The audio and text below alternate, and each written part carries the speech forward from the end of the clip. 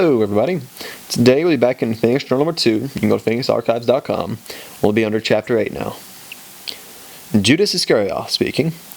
And it came to pass in time that Emmanuel and his disciples went to Bethlehem, where he continued teaching and demonstrating his teachings to the people. I, Judas Iscariot, was among the disciples. But I think it far more appropriate to simply relate from the scrolls rather than comment to any great extent, for it is truly so personal and sacred unto me. Justice is a strange bedfellow, brethren. It always finds its balance in perfection. So be it. Judas Iscariot had become disloyal to the teaching of Emmanuel, and he followed only his desires. He secretly gathered up among the listeners of Emmanuel gold, silver, and copper in his money bag, so that he could idly indulge in his lifestyle. But it came to pass that Judah Iscariot, now keep the distinction here, there's Judas and Judah. This is Judah Iscariot, the son of the Pharisee Simon, informed Emmanuel of the abuses of Judas Iscariot, because he hoped he would be paid for this information. Emmanuel thanked him, but did not pay him with any gifts, so that Judah Iscariot thought greatly of revenge, for he was greedy for gold, silver, and goods of material worth. Emmanuel responded to the information and led Judas Iscariot into the desert, where he was taught by Emmanuel for 3 days and 3 nights the concepts of right and wrong, so that the disciple repented and soon followed again the teaching in a most careful manner. And therefore, when they returned to the city, he distributed all of his belongings and the things he had gathered among the poor, and became a most faithful disciple, and living example to the people. Judas Iscariot had been most faithful in the recording of the lessons and illustrations as presented by Emmanuel.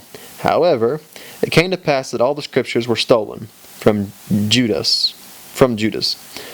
All the carefully scribed teachings and writings. He went forth to Emmanuel and told him thereof. Emmanuel rebuked him and said, Verily, verily, I tell you, Judas Iscariot, you will have to suffer far worse things than having been robbed of your writings about my teachings in my life. You will stand accused, undeservedly, of betraying me.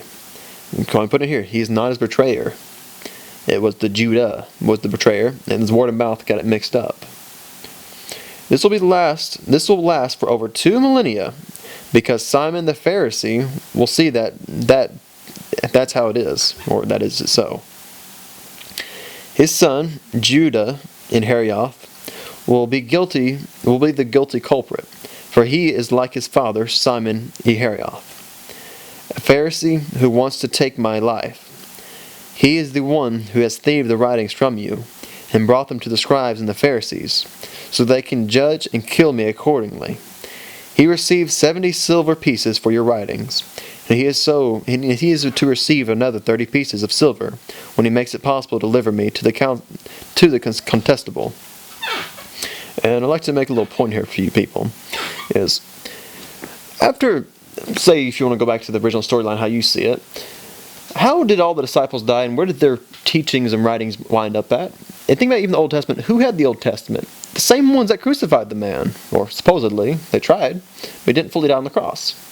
And so, we think for a second, those same ones, they definitely corrupted those. They had access to these scriptures for the longest. And that's why this one is so important to finally bring truth out in this generation. And 2,000 years has passed, and it is time for it to finally come out. Mark mine words from this day forward. He will most certainly succeed in doing that which he has been rewarded to do. And you, Judas Iscariot, will be blamed falsely and will become a martyr. And this will stand unrebuked for 2 millennium, or 2,000 years. And let's go and put the record straight now, shall we? Now, put thy remorse aside, for you will write down my teachings, and all about my life a second time, and added unto it far into thy future. And this is what this reading is. The time will come when your writings will be revealed.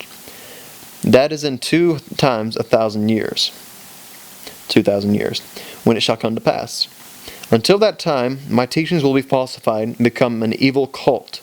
And I say this to Christian churches too. You are nothing but a cult. And much human blood shall flow because of it.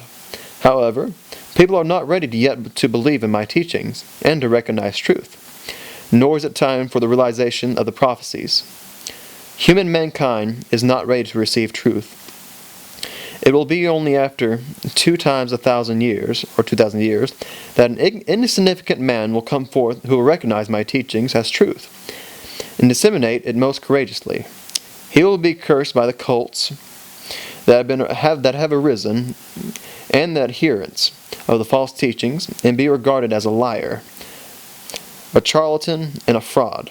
Even his lifeblood shall be spilled, as will that of his innocent family and friends. So shall it come to pass in that time of the prophets. Predictions when the final prophecies are coming to completion. But as for you, Judas Iscariot, you will be undeservedly reviled as a traitor, and will be condemned. For this is what the falsity of the priests and the ignorance of the people desire. But disregard this, and continue in our mission. For the teaching of truth demands sacrifices of its self-indulgence and personal displeasures. Know that thy name shall be cleared in its proper sequence. In their spirit and knowledge, people are not yet very developed, and they have to first suffer much guilt and make many, many additional mistakes before they will learn. They must gather knowledge and wisdom in order to recognize truth. Stay with me from now on, Judas. Follow me and fulfill your duty as a writer of my teaching faithfully, which is the teaching of the laws of nature, and thereby the original law of creation. No one's will is ever to exceed the will of the creation, which is revealed in the laws. I mean, a good way to think of it. No matter how many votes we have in majority, can't do away with these laws I've done put on here. These laws will stand till the end of time. The laws of the creation are good for yesterday and today, as well as tomorrow, the day thereafter, and for all times infinite. Thus the laws are destined and thereby predestined for things of the future which will have to transpire. Will come to pass in the approximate time of 2 millennia, or 2,000 years, you shall be given contact with one contracted upon earth, to put thy truth to print, that thy name shall be cleared, and the teaching brought forth in purity, in order to fulfill the prophecies. You are beloved of me, and as well as with all within the creation. The cycle will flow forth and back in its timeless justice. Errors are made, but often it is through the errors that the prophecies can be in completion. So be it. And so be it, Dharma, for unto you this day am I humbly grateful. My life with the beloved God of truth and the keeper of the laws throughout the eons, since Galilee, have been ever glorious, and my cup of joy has been overflowed. It is no penalty to me, for I stand so honored to be allowed to share the closing of cycle in such greatness. This one who is my God is also first my friend. Amen. And I am ever in thy service. I am Judas of Iscariot. And that's the end of chapter 8.